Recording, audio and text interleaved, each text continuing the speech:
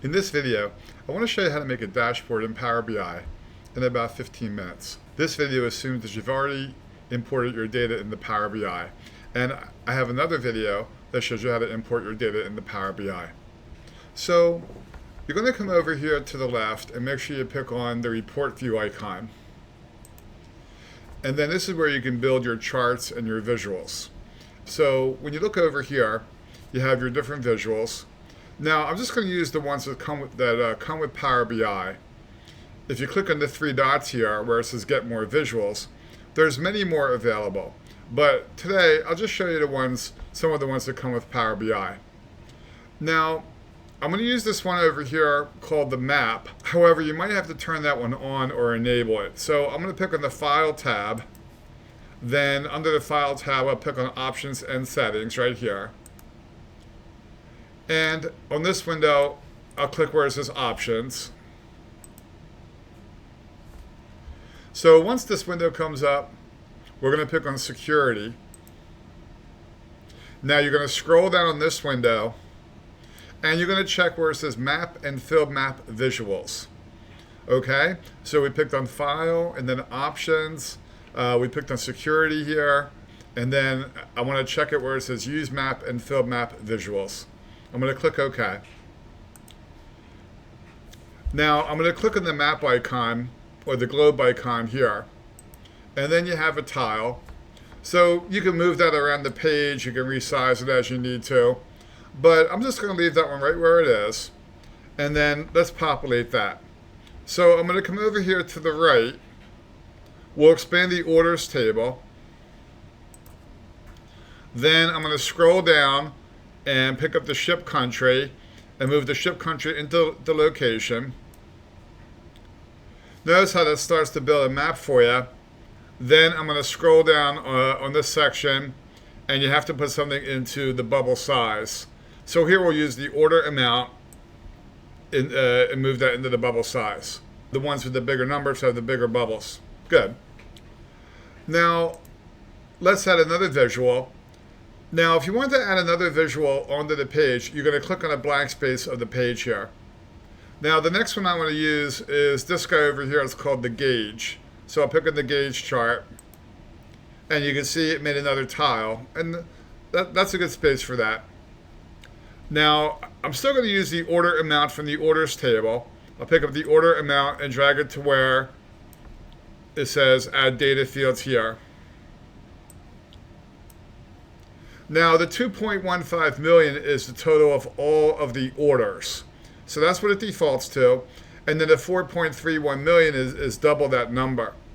So I want to change the bottom number here, which is called the max, and I want to add a goal into there as well. So watch what we'll do. I'm going to come over here and click on this icon, and there we can format the visual. Then I'm going to expand where it says Gauge Axis. For the maximum, I'll type in 3 million. Just type it in, and that'll be fine. And you can see how this bottom line over here, or the maximum, just changed. And then for the target number here, I'll type in 2,500,000. And then you can see that nice target number is right there. So that's called a gauge chart. It can show you how much of the target or how much of the bottom line you've achieved so far. Now, I'm just going to make each one of those tiles a little bit smaller to make room for the next one. And you can see as I move these tiles around or resize them, you get those red lines to help you line it up with other objects on the page. Now, I'm going to click on a blank space of the page again, and here I'd like to see the overall grand total. So I'll pick on this 1, 2, 3 over here, which is called a card. Now the card is just going to show one number. So I'll pick up the order amount and drag it into the fields right here. And that says the 2.15 million. Okay. Of course, you can format these as necessary. Now I want to break that number down by country. So let me show you another type of card.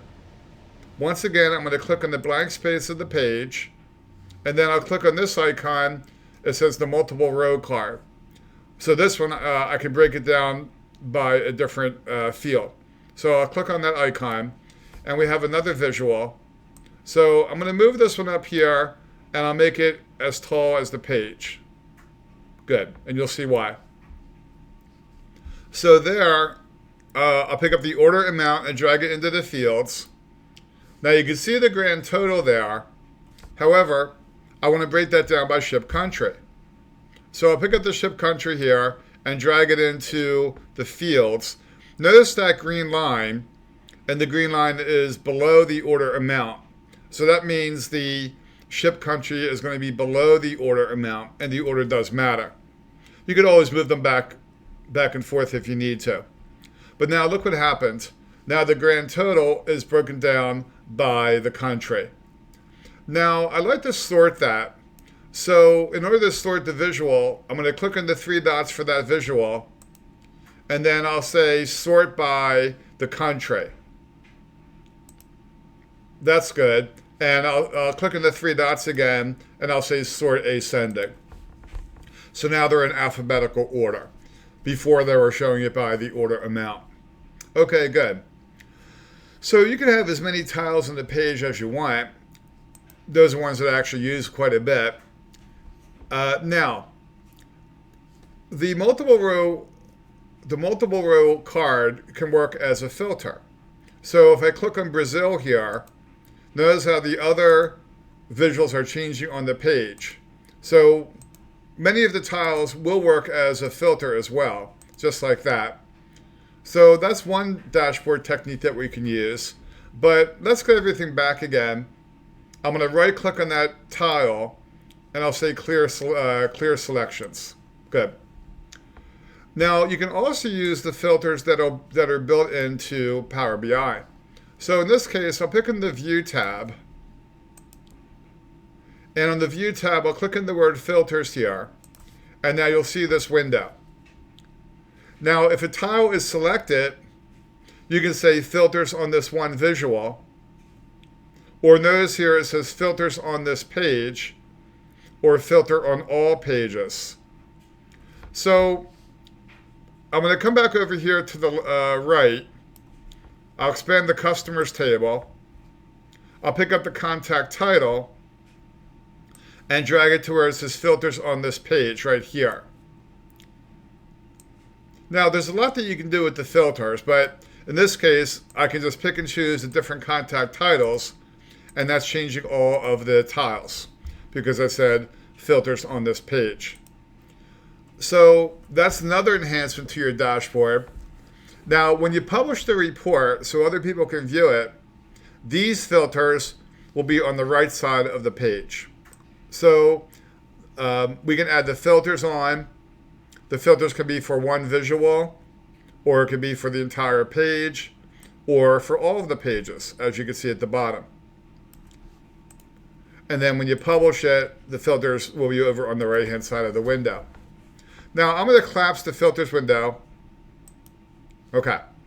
Oh, just as a note, if you don't want the filters window to show up when you publish it, then pick on the View tab and pick on the word Filters to turn that window off before you publish it. Then they won't even see the filters on the right-hand side. Now, another great way to filter the data is called a slicer. You might recognize the slicers from Excel. Well, they're going to work here as well. So if you follow my mouse, first of all, I'm going to click on a blank spot of the page to tell it that we want a new tile on this page. Then I'll pick on this icon here where it says slicer. Good. Now I'm just going to resize that one. I want that one to be by employee last name. So I'm going to come over here to the right and expand the employees table. I'll pick up the last name and move it into the field for the slicer. Good. Now I can make it a little bit bigger. So notice how when I click on each employee name, all the other tiles are changing. So you can combine your slicers with your filters, and you can have as many slicers as you want. Now, if you want to choose more than one item from the slicer window, hold down your Control key on your keyboard. and then you can do different combinations. Now, one way to get everything back from the slicer is to click on this little eraser right there where it says Clear Selections. However, pretty soon I'll show you another way to get everything back from the slicer. I'm going to add 2 more slicers here. So I'm going to click on a blank space of the page. I'll click on the slicer icon again. And then that'll be a good location for that one. This time I want to see the company name from the shippers table. So I'm going to come over here to the right, scroll down, find the shippers table, pick up the company name, and drag it to the fields for the slicer. Good. And you can see I'm just going to resize that one. Again, notice how when I move it or when I resize the tiles, you get those red lines to help you line it up with other objects on the page, which is very helpful.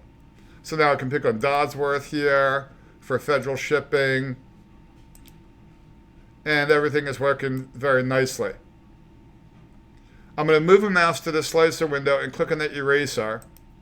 And I'll move my mouse to the slicer window and click on this eraser here. Good. Now let's add another slicer. Here's going to be a special slicer. If you use a number field or a date field with a slicer, it takes on a special feature. So I just clicked on the blank space of the page again. I'm going to click on the slicer icon here. Now this one, I'm going to move over here, and I'm going to make it nice and wide, and you'll see why. Now I'll go back to the orders table, and I'll pick up the order date and move it into the field right here. Okay, now look what happened. When you use a number field or a date field in the slicer window, then you get those sliders. Now you can change the date the traditional way. I can just click on the date and type in a date there, or you can pick on the calendar to pick a date. But now you can use the sliders. So I can move the sliders back and forth to change the date range, and then you can see how that's really affecting the other tiles. So you can have as many slices as you want. You can use the filters over here. And now we have a half decent dashboard. Now let me show you a great way to clear the slicers out. Right now we would have to click on that little eraser, but that only clears that one individual slicer.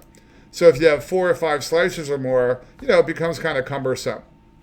Well, we're going to add a button that if we click on the button, then it'll clear the slicers. In this case, I'm going to click on the Insert tab. On the Insert tab, I can add a text box. It's going to be a piece of text. And by the way, that text can be tied to one of your fields in your database. The shapes are the geometric shapes. An image would be a picture that you can add to your screen. But in this case, I'm going to click on the word buttons, and these are action buttons. And notice how there's one that says clear all slicers. Now, if you have an older version of Power BI, you might not see that one. So you might want to download Power BI again if you don't see clear all slicers. It is pretty recent. Now, notice where it puts the button. It puts the button over here. So I'm going to move it over here. Okay, good. Now, when we publish it, they'll just be able to click on that button. But right now, to run the button, you'll do a control click. So I'm going to go ahead and check some of the slicer options. I can use the sliders to get a different date range. And you can see how everything is changing. Everything is working together. Now let's try our new button. So I'm going to come over here. Again, I want to make this point. When you publish the report, they'll just be able to click on that button. But here in Design View, you move your mouse to the button, and then you hold down the Control key and then click. Control click. And now it really did clear the slicers out. So I showed you how to populate your screen with your different visuals. And then I showed you how you can add the filters on, the slicers.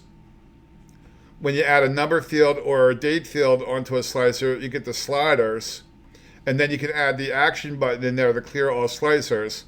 And now we have a pretty decent dashboard.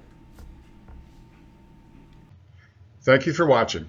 Please subscribe to my channel and like and share the video.